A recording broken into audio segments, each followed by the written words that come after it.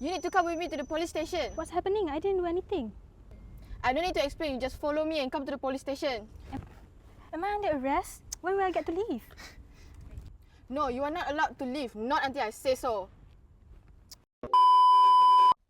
Hi, I'm Nur Kashmina Nurin, and this video presentation focuses on false imprisonment that happens in Malaysia and also foreign cases. False imprisonment is a tort under Trespass 2% that involves the unlawful and intentional restraint of an individual's freedom of movement without legal justification. As stated in this slide, it is actionable per se, meaning that no proof of actual damage is required once unlawful detention is established. In simple terms, false imprisonment occurs when a person is intentionally and unreasonably stopped from leaving a place without any lawful authority. The law is concerned with the detention itself, as the purpose of this tort is to protect an individual's fundamental right to personal liberty. Moving on to police wrongful conduct and also arrest. In Malaysia, false imprisonment most commonly arises in the context of police arrest and detention. Police officers have wide powers, which may be abused through unlawful arrest, prolonged detention, or failure to comply with procedural safeguards.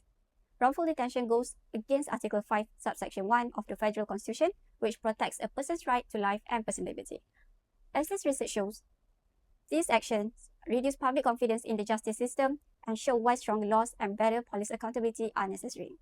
That's all from me. Thank you.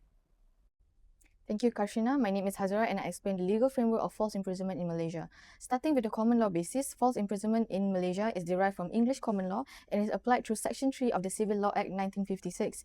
It forms part of the broader tort of trespass to the person and focuses primarily on the protection of personal liberty. One key feature of this tort is that it is actionable per se, meaning that once unlawful detention is proven, the victim does not need to show actual damage. These common law principles are also supported by the Constitution. Article 5, subsection 1 of the Federal Constitution protects a person's right to personal liberty, meaning that arrest or detention is only lawful if it is done according to the law. When this requirement is not met, the detention may be considered false imprisonment.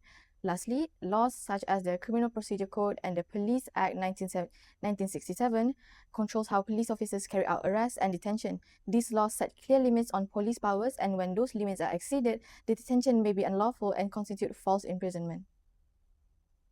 To establish the tort of false imprisonment, several core elements must be met. First, intentional conduct. The restraint imposed must be intentional. False imprisonment cannot arise from accidental or careless acts. The defendant must act in a way that restricts the plaintiff's freedom of movement. In cases involving police conduct, this requirement is usually met when an officer intentionally arrests or detains an individual. Next, there must be a complete deprivation of liberty. This means the person is not free to leave even if they are not physically locked in. Restraint can also happen through threats or police authority, where a reasonable person feels they have no choice but to stay. The third element is the absence of lawful authority. The detention must lack legal justification. Even where police officers act under statutory powers, detention may still be unlawful if procedural requirements are not followed, such as failure to comply with arrest or remand procedures under the Criminal Procedure Code. Finally, with regard to knowledge of lawful detention, modern legal principles recognize that the plaintiff's awareness of the detention is not a necessary element of the tort.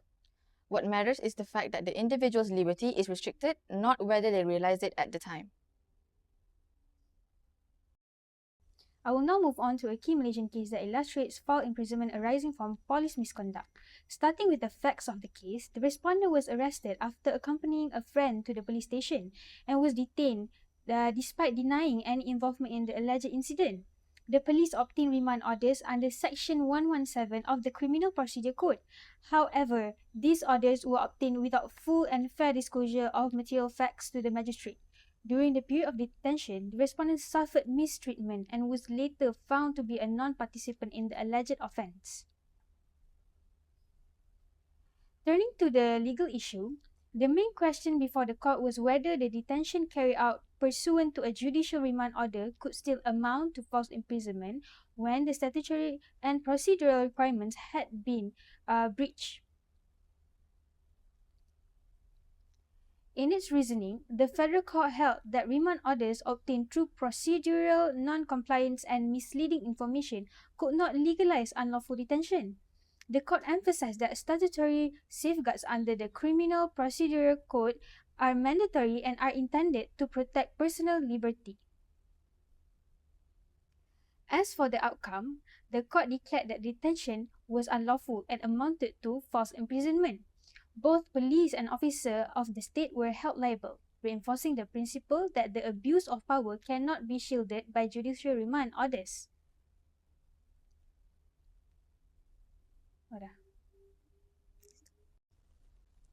I will now discuss the defenses that may be raised against a claim of false imprisonment, particularly in cases involving police conduct. Police often rely on the defense of legal authority, arguing that the arrest or detention was carried out under the law. This defense only succeeds if the arrest follows all legal procedural and requirements. When procedures such as remand requirements are not followed, the detention becomes unlawful and the defense cannot be relied upon. The defense of consent rarely applies in police cases, as people often comply with police orders out of obligation, not free choice. In such situations, consent cannot be relied upon. The defenses of necessity and mistake of fact are also limited in application. These defenses apply only in exceptional circumstances, such as where temporary detention is necessary to prevent immediate harm, or where the officer acted based on reasonable factual mistake. Importantly, a mistake of law does not provide a valid defense. Finally, there are limits to statutory protection. Statutory protection does not apply to acts committed negligently or in abuse of power. Where police officers exceed their lawful authority, they remain liable for false imprisonment despite acting in the course of duty. I will now move on to civil liability and the remedies available in cases of false imprisonment. First, with regard to the liability of public officials, police officers may be held personally liable for false imprisonment where they fail to demonstrate a lawful basis for arrest or detention. As explained in the report, false imprisonment is a strict liability tort. Once it is shown that the detention lacked lawful authority, liability arises automatically. The burden then shifts to the police officer to justify that the arrest and detention were carried out in accordance with statutory and constitutional requirements. In addition to personal liability, the state may also be held liable for wrongful acts committed by police officers in the course of their employment. Even where an officer acts unlawfully or improperly, the state may still be responsible if the wrongful act is closely connected to the officer's authorized duties. This ensures that victims of false imprisonment are not left without an effective remedy. Finally, in terms of remedies available, courts may award compensatory damages to compensate for loss of liberty, humiliation, and emotional distress resulting from unlawful detention. In serious cases involving abuse of power, punitive damages may also be awarded to punish the defendant. Injunctions may be granted to prevent continued unlawful detention, and successful claimants are generally entitled to recover their legal costs to ensure access to justice. That's all. Thank you. To conclude, false imprisonment remains a serious concern within Malaysian tort law, particularly in situations where police misconduct and procedural non-compliances result in unlawful detention. As demonstrated throughout this research, the existence of constitutional and statutory safeguards is insufficient if these protections are not consistently enforced by law enforcement authorities. By analyzing case law from both Malaysia and United States, this study shows that any restriction of personal liberty must be clearly justified by law.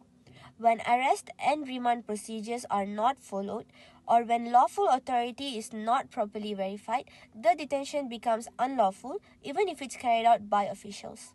Ultimately, the research emphasizes that effective police accountability, strict adherence to legal procedures, and meaningful legal and policy reforms are essential.